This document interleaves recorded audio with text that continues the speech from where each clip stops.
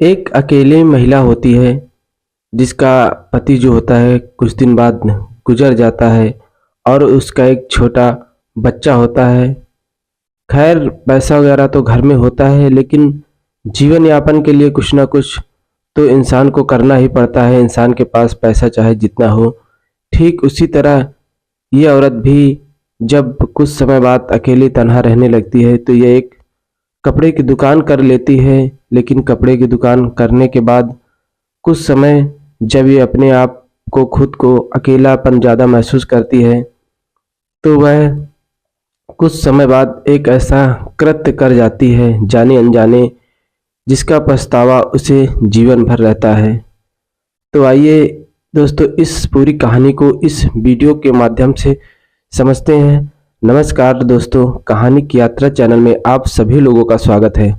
आज हम आपको जो कहानी सुनाने जा रहे हैं यह पश्चिम बंगाल के दूर दराज गाँव की है, जहाँ पर एक गीता नाम की औरत होती है और उस औरत की शादी हुए करीब 6 से 7 साल हो जाते हैं। लेकिन कुछ उसके जीवन में एक ऐसा हादसा होता है जिससे कि उसके पति गुजर जाते हैं और उसका एक छोटा बच्चा होता है। सास पहले से होती नहीं है, ससुर होता है और उसके पास कम से कम 10 से 12 बीघे खेत भी होते हैं। उसी खेत के दम पर उसकी शादी होती है। पति मजदूरी वगैरह करता था लेकिन कहीं आने जाने में दुर्घटनाग्रस्त से उसकी मृत्यु हो जाती है। घर पर उसके ससुर और एक छोटा बच्चा बसता है और वह औरत बसती है। औरत खैर पढ़ी लिखी थी। कुछ समय गुजरता है तो उस औरत को अपने घर में उस बच्चे के साथ रहते हुए बोरियत महसूस होती है, अकेलापन महसूस होता है। तो वह सोचती है कुछ ना कुछ कोई काम कर लिया जाए, लेकिन जो है छोटा कस्बा यानी गांव होने की वजह से वहाँ पर कोई काम वगैरह फैक्ट्री होती नहीं है। इस वजह से उसको यह महसूस होता है अगर हम कहीं शहर जाएं तो कोई अच्छा काम मिल जाएगा, करेंगे। लेकिन फिर उसके सामने एक मजबूरी आ जाती है कि बूढ़े ससुर अगर हम चले जाएंगे तो इनका खाना पीने का कौन ध्यान रखेगा, इनको खाना पीना कौन देगा। फिर इस पर जो है वह अपने ससुर से बात करती है लेकिन ससुर उसको मना कर देते हैं, बोलते कि जब तक हम हैं हम तुमको खिलाएंगे, वैसे भी हमारे यहाँ क्या कमी है। ईश्वर की दया से अब जो होनी अनहोनी होनी थी वो तो हो गई है, लेकिन अब जो जीवन में चल रहा है वैसा चलने दो। लेकिन औरत को जो है समझ में तो ये बात आ जाती है कि ससुर किस वजह से जाने के लिए मना कर रहे हैं। उसको यही महसूस होता है कि खाना पानी इनका हो नहीं पाएगा, इस वजह से ससुर हमको मना कर रहे हैं। ठीक वह गीता वैसा करती है, वो जाती नहीं, लेकिन उसके दिमाग में कुछ करने के लिए मन उकसाया करता। तो ठीक वह काम क्या करती, एक व्यापारी कपड़े के कारोबारी से मिलती है और मिलने के बाद घर पे हुए कपड़े का कारोबार कर लेती है, यानी घर पर एक कपड़े की दुकान कर लेती है। अब दुकान की शुरुआत करती है क्योंकि वहाँ से कस्बा बहुत दूर पड़ता था। तो जब वो कपड़े की दुकान खोलती है तो गांव वालों को भी आसान हो जाता है और उसकी कपड़े की दुकान अच्छी चलने लगती है, यानी कारोबार अच्छा होने लगता है। ससुर को भी कोई दिक्कत नहीं होती क्योंकि जो उसकी लड़की होती है वो वहीं पर कारोबार कपड़े का करती है, इस वजह से उसको कोई परेशानी नहीं होती और कारोबार अच्छा चल रहा होता है। कुछ समय बाद साल 2 साल जब गुजरता है कारोबार करते हुए तो औरत को खुद में एक अकेलापन बेचैनी महसूस होती है। उसके दिलो दिमाग में कुछ अजीबोगरीब सवाल उठ रहे होते हैं। तभी उसके पास में एक थोड़ी दूर पे एक घर होता है, वहाँ पर एक लड़का होता है जिसका नाम कुलदीप होता है। कुलदीप 12वीं का छात्र होता है, अक्सर उसी की दुकान के सामने से घर जाया करता है। और ये जो गीता होती है इसकी महज उम्र अभी 30 साल की हुई होती है। ये उस लड़के को देखती है और देखने के बाद उसके मन में गलत तरीके के ख्याल आते हैं। उसको जब भी देखती गुजरते हुए, ठीक कुछ दिन बाद वह उसकी माँ से बात करती है कि ऐसा है जब कुलदीप पढ़कर आता है तो वह उसको हमारी दुकान भेज दिया करो, हम कुछ ना कुछ पैसे दे देंगे। क्योंकि कुलदीप की स्थिति भी थोड़ा गड़बड़ थी, इस वजह से वह उसकी माँ से बात करती है। उसकी माँ भी बोलती है कि ठीक है, जब बच्चा आएगा तो हम बात कर लेंगे। कुलदीप आता उससे बात करती, उसकी माँ बोलती है जो पड़ोस में कपड़े की दुकान है वहाँ पर तुम पढ़ने के बाद चले जाया करो, पार्ट टाइम कुछ जॉब कर लो यानी काम कर लो, तो कुछ पैसा भी मिल जाएगा जिससे घर की स्थिति भी चलती रहेगी। कुलदीप भी समझदार होता है, बोलता है ठीक है।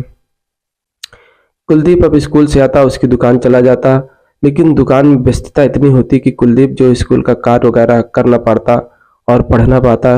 इस वजह से वह बोलता गीता से कि आंटी मैं आपकी दुकान में आता तो हूँ, लेकिन मैं पढ़ नहीं पाता हूँ, मुझे बहुत समस्या होती है। तो गीता बोलती है कोई बात नहीं, जब दुकान बंद हो जाती है तो खाना खा पीकर तुम हमारे पास आ जाया करो, हम तुमको कोचिंग भी पढ़ा देंगे। क्योंकि गीता मैंने बताया आपको पहले से पढ़ी लिखी हुई थी।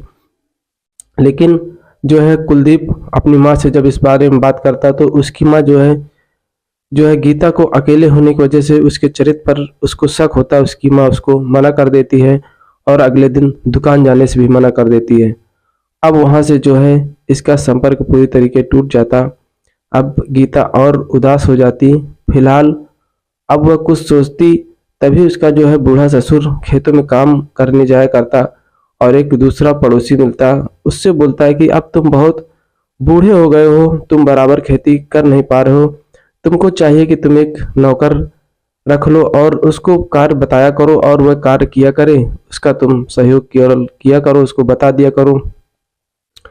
अब जो बूढ़ा होता है यानी उसका ससुर, उसका राजकिशोर नाम होता है, राजकिशोर भी यही सोचता है और राजकिशोर गांव के एक जो है नौकर के पास जाता है जिसका नाम चरण सिंह होता है।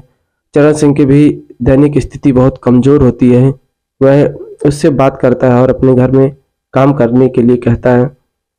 चरण सिंह भी जो रोज इधर उधर मजदूरी पे जाया करता है, वह उससे बताता है कि तुमको हमारे घर में और खेत में यानी घर का कुछ जानवर वगैरह उनका चारा पानी वगैरह करना है और खेत के काम करना है। इसके मौज में तुमको हम बंधी तनख्वाह महीने में दे दिया करेंगे। अब चरण सिंह सोचता है और सोचता है कि चलो ठीक, इधर उधर जाने से अच्छा इन्हीं के यहाँ काम कर लेंगे, हमको बंधी तनख्वाह मिल जाया करेगी। चरण सिंह भी बोलता है ठीक है मालिक, कल से हम आ जाया करेंगे। अब इधर जो है राजकिशोर खेतों में चला जाता है, चरण सिंह घर पर आता है और चरण सिंह जब घर पर आता है तो जो राजकिशोर होता है वो अपनी बहू से पहले ही बता दिया करता है कि बहू हमने एक नौकर रख लिया है जो है कि हमारे घर का कारोबार, जानवरों का कारोबार और खेत का काम करेगा, क्योंकि तुम भी दुकान व्यस्त रहती हो। यह सुनकर उसकी बहू भी खुश हो जाती है। अब इधर राजकिशोर चला जाता है खेतों में। सुबह जब थोड़ा लेट से आता है कोई कार्यवश से, चरण सिंह जब आता है तो बहू उसकी देखती है और चरण सिंह को देखकर बहुत खुश हो जाती है। ठीक बहू उसको चारा पानी वगैरह के लिए बोल देती है और बोलने के बाद उसको जो है अपने घर के पीछे वाले कमरे में ले जाती है। बोलती है कुछ बोरी वगैरह रखना है, इसके लिए उसको अंदर बुलाती है। अंदर बुलाने के बाद कुछ सामान वगैरह रखवाती है और बोलती है ठीक, तुम खेतों का काम कर लो। अब जब उधर से चरण सिंह कमरे से निकलने लगता है तभी गीता उसका हाथ पकड़ लेती है और हाथ पकड़ने के बाद बोलती है तुमको जो है घर के काम के साथ हमारा भी कुछ ऐसा काम करना पड़ेगा जिससे हम भी खुश रहें और तुम भी खुश रहो। यह बात सुनकर चरण सिंह बहुत डर जाता है। वह सोचता है अगर हम यहाँ पकड़ लिए गए तो गांव समाज की नज़र में हम गिर जाएंगे और हो सकता है बहुत मार भी खाएं। इस वजह से वह वहाँ से भागने लगता है, लेकिन गीता फिर से उसका हाथ पकड़ लेती है। बोलती है अगर तुम हमारे साथ ऐसा कुछ काम नहीं करोगे, हमारा कहना नहीं मानोगे तो हम चिल्ला देंगे और तुमको जो है पुलिस थाने में भी दे देंगे, यानी पुलिस भी बुला लेंगे। अब ये सुनकर चरण सिंह डर जाता। फिर गीता जैसा कहती वह वैसा करता। वह उसके साथ जो है शारीरिक संबंध बनाती और शारीरिक संबंध बनाने के बाद उसको खेतों पर भेज देती। अब चरण सिंह यह बात किसी से कह नहीं पाता। वह मन ही मन सोचता है कि काम करें या छोड़ दें, लेकिन उसको ये डर सताए रहता है कि अगर हम यहाँ से छोड़ देंगे तो हो सकता है ये जो है कहीं ना कहीं हमारी बुराई बदनामी कर दे। ठीक चरण सिंह फिर दूसरे दिन कार्य आता है, फिर वैसा ही कार्य होता है। अब चरण सिंह को भी इस चीज़ की लत लग जाती है। मौज में गीता जो है उसको एक्स्ट्रा पैसे देती, यानी मजदूरी के अलावा भी जो है पैसे दे दिया करती। इस लालच में जो है चरण सिंह भी रोज आता जाता, वो भी खुश रहता। अब उसको भी कोई इस कार्य में दिक्कत ना होती। अब इधर गीता भी तन्हाई दूर हो जाती, खुश रहती, दिन भर कस्टमरों में व्यस्त रहती और जब उसकी इच्छा होती तब वो चरण सिंह को किसी न किसी बहाने से बुला लेती थी। इधर तभी गीता की एक सहेली होती है सौम्या, जिसका पति सऊदीया में रहा होता है। सौम्या कुछ दिन के लिए बाहर चली जाती है। बाहर पहले भी उसका अच्छा इससे व्यवहार था। करीब 1 साल बाद जब सौम्या वहाँ से आती है तो देखती है कि गीता पहले बहुत नर्वस रहती थी, हैरान होती थी पति गुजर जाने के बाद। लेकिन जब से जो है जब दोबारा वो आती है तो जब गीता को देखती है तो वह गीता उसको बहुत हंसमुख नजर आती है, तो उसके पास जाती है, बात करती है, पूरा हाल चाल पूछती है। तो गीता और सौम्या के दोनों के बीच में आखिर किसी बात को लेकर कोई मतलब दोनों छिपाती नहीं थी, हर तरह की एक दूसरे से बात कर लेती थी। अब गीता सौम्या को पूरी बात अपनी बता देती, जैसा उसके जीवन में चल रहा होता है, चरण सिंह के बारे में बता देती। अब सौम्या के दिल में भी ख्याल आता है, वह बोलती यार मेरा भी कुछ इसके साथ काम बनाओ और हमको भी अपने साथ बुलाओ यार। तो वह सोचती है क्या करे, चरण सिंह को तेरे घर भेज दें। तो वह बोलती हमारे घर में तो सब लोग हैं, हम ही तुम्हारे यहाँ क्यों न चले आए। तो ठीक सौम्या भी वैसा ही करती है और वह गीता के घर जाने का प्लान बनाती है। लेकिन उसके दिल और दिमाग में एक बात आती कि हम 2 लोग रहेंगे और जो है गीता अकेली रहेगी। इस वजह से सौम्या के दिमाग में एक चाल आती, हुआ पास ही के मेडिकल स्टोर में जाती और मेडिकल स्टोर से कुछ शक्तिवर्धक गोलियां लेती और वहां से जो है वह चली आती और गीता के बताए प्लान के अनुसार वह उसके घर शाम को चली जाती। इधर गीता भी चरण सिंह को रात में अपने घर बुलाती और घर बुलाने के बाद गीता तो वैसे भी उसके सामने किसी प्रकार की शर्म करती नहीं थी, सौम्या भी हो जाती है और दोनों उसके साथ उसी प्रकार वासना का खेल शुरू कर देते।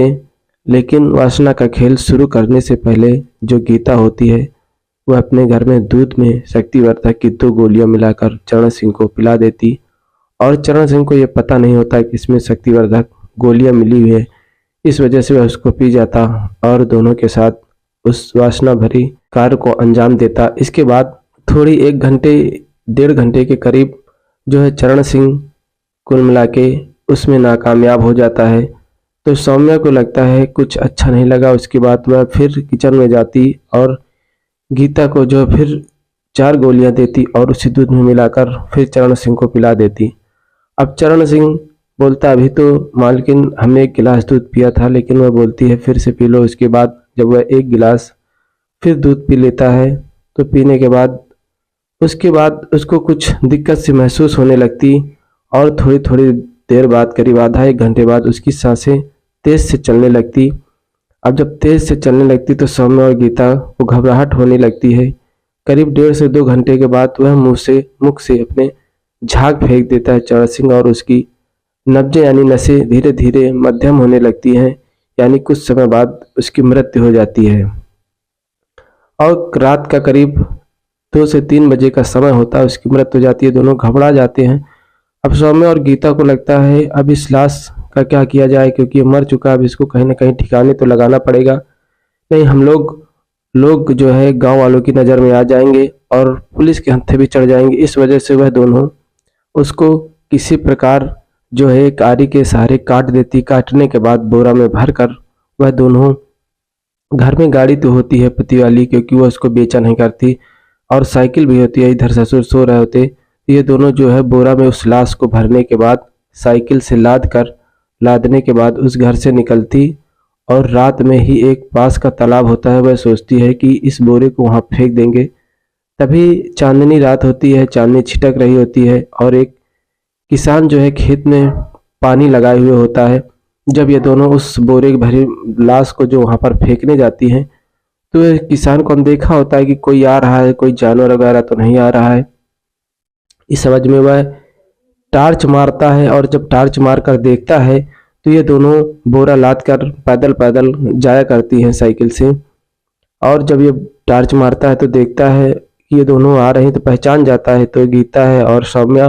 वह किसान पास में आता है, पास में आने के बाद पूछता है इस बोरे में क्या है, तो वह बोलती कुछ नहीं, कूड़ा करकट है। तो वह बोलता है कि इतनी रात में तुम लोग कूड़ा करकट वगैरह फेंकने क्या आ रही हो क्या, एक बोरा, वो भी दोनों लोग साथ रात में।